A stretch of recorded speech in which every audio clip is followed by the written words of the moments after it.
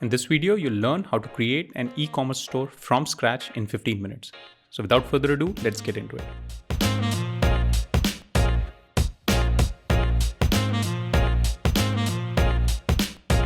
Welcome to the Binary IQ. If you are visiting this channel for the first time, do consider subscribing and hitting that notification bell. Also, by the end of this video, if you learn something from it, do hit that like button. This is going to be a 4-step process. The first step is getting your domain. The second is getting your hosting. The third is installing WordPress. And the fourth is editing your website. So let's do the first and the second steps together. Now our domain is your web address, which is something like www.yourdomain.com. And hosting is a place where all your files are stored. In order to get these two, we'll be using a service called Bluehost. Click on the link in the description. Once you click on the link in the description, you'll be taken to the Bluehost website. Let's click on Get Started. Using this link, you'll get one domain for free. Choose whichever plan resonates with you the most.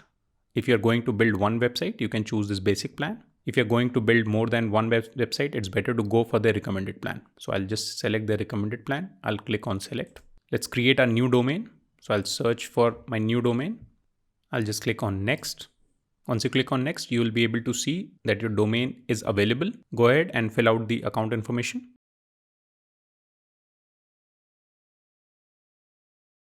Once you're done with the account information, let's go ahead and select our package. I have chosen the 36-month plan and I'm getting the first domain for free. Let's move down to where it says Site Locks Security. I'll just uncheck it. Scroll down, put in your payment information. Scroll down, select the Bluehost Terms of Service. Click on Submit. And just like that, you have your first and the second steps of getting the domain and hosting. So we are done with the first and the second step. We have our domain, we have our hosting. Let's move on to step number 3, which is installing WordPress. Now, WordPress is a website builder software which we are using to create our websites. In order to install WordPress, we'll be going inside the Bluehost control panel settings and we'll be installing WordPress from there. Now that you have your Bluehost account created, just simply go to where it says Login, click on it. We'll go to where it says Advanced, click on it, scroll down to where it says Softaculous Apps Installer, click on it. We'll click on this WordPress, click on Install Now. In the software setup, in the version, we'll choose whichever latest version is available. In the protocol, I'll let it be HTTPS, and in the domain, you can check whatever domain you just selected. You can change the site name and site description. In the admin account, change the admin username to anything but admin. Put in your email ID. In the select plugins, leave everything unchecked. Scroll down, click on Install. We have installed WordPress. Just remember 2 links. The first is your domain. And if you want to go to the backend of your WordPress website, just append wp-admin in front of your domain. So we'll do that and go to our backend. So we'll reach a login page, put in your username and password you just created. Click login. So this is the backend of your WordPress website. We are done with the third step. Let's move on to the fourth step, which is editing your website. In order to start editing our website, we'll first install a free plugin called Astra Starter Templates. Now this plugin will give us some starter templates so that we don't have to work from scratch. It will install all the relevant themes and plugins for us. So let's go ahead and do that. Inside the backend of your WordPress website, go to where it says plugin, go to where it says add new, click on it. Go inside the search plugins option, search for Astra Starter Templates. Let's click on install now and we'll activate. In order to access the starter templates, you can simply go to See Library from this option, or you can go to Appearance, go to Starter Templates. Inside the page builder, we'll select Elementor. This is the library of all the templates available. Now some have agency written over it. This is because this is a premium template. So in order to view only the free templates, let's click on this drop down and select free. Also, we are going to create an e-commerce store. So I'll just click on this drop down again and select on e-commerce. So these are all the available free e-commerce templates. Let's click on this brand store. In order to preview the site, you can simply click on this button where it says preview brand store site. I'll just click on it. You can scroll through the website.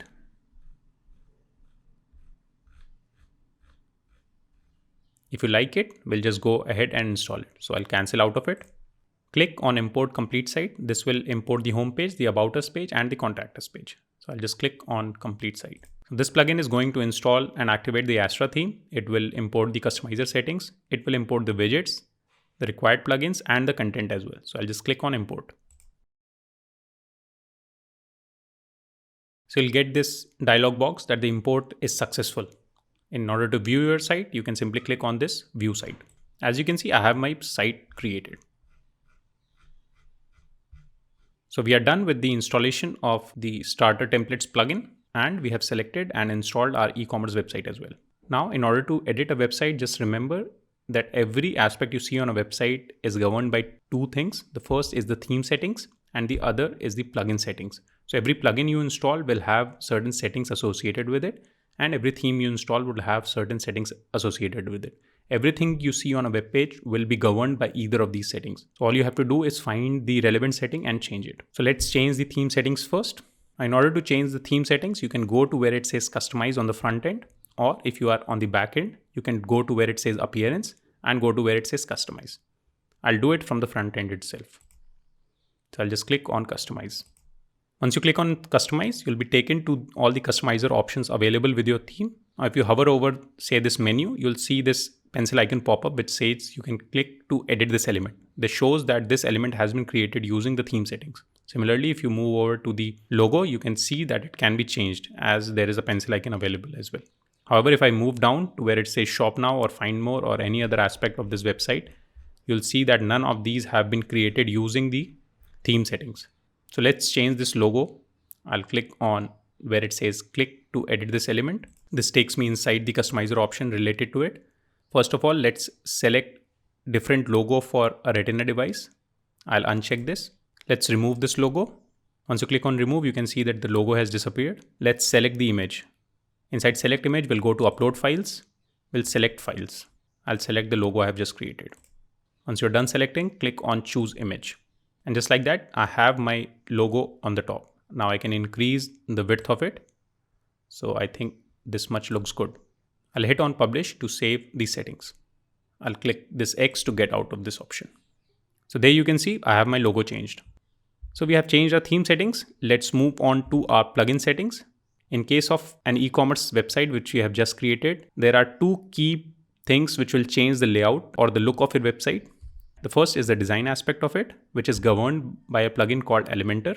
And the second is the e-commerce aspect of it, which is governed by a plugin called WooCommerce.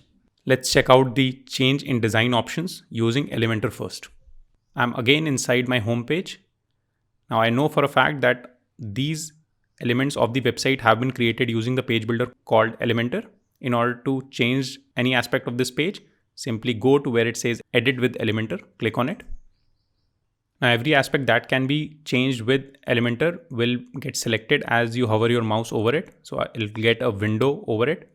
Now in order to change, say, this text, I'll simply hover over to this pencil icon where it says edit heading. I'll click on it and I'll change it to whatever I want. So for example, I want raining offers for hot summer. Instead of hot summer, I want to put in cold winters. I'll simply type in cold. I could have done it right from the window itself. So I can do it from right here.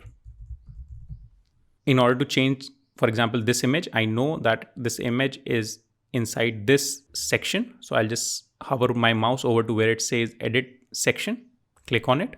Every option which I select will get an associated settings option on the left. Let's go to where it says style. As you can see, this is the image. I'll click on it. Go to free images from Pixabay. I'll type in fashion. Let's select this option. I'll click on save and insert. And I think that looks good. In order to view your website without these sections appearing, you can simply click on this hide panel button.